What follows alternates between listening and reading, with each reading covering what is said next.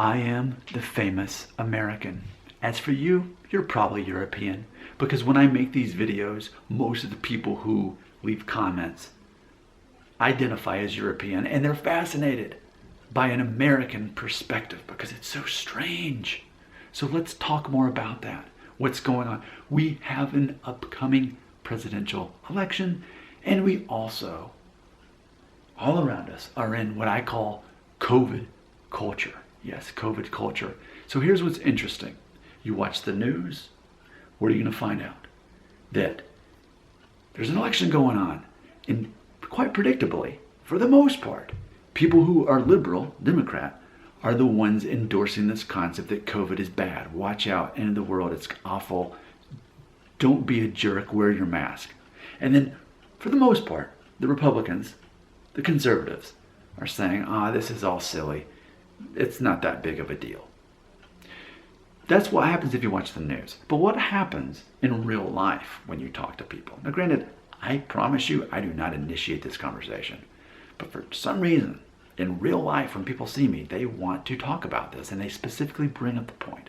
Well, you know, this will all be over once the election is over.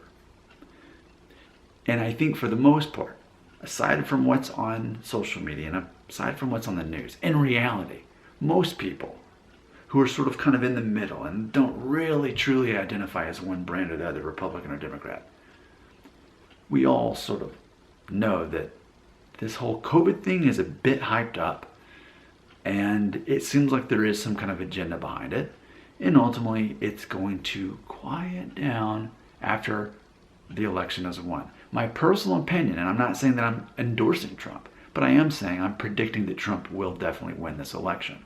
Not only because it seems that Joe Biden isn't quite all there from a cognitive perspective, but also I think there's enough people like me who think this is pretty weird how big of a deal COVID is. It feels like a bit of a conspiracy, even if you're not a conspiracy theorist. But I think there's going to be a backlash against the Democratic Party because of COVID. And I think ultimately Trump will be reelected easily from this, even if it was not an attempt on the liberals to try to keep Trump from being elected.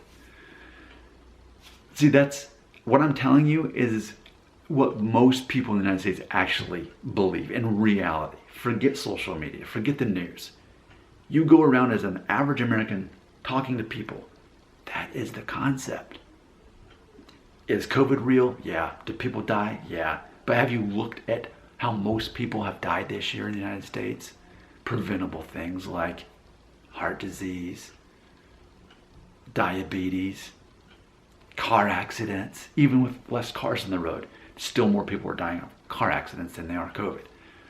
So we're not talking about that, right? We don't want to talk about our own responsibilities to take care of our own health.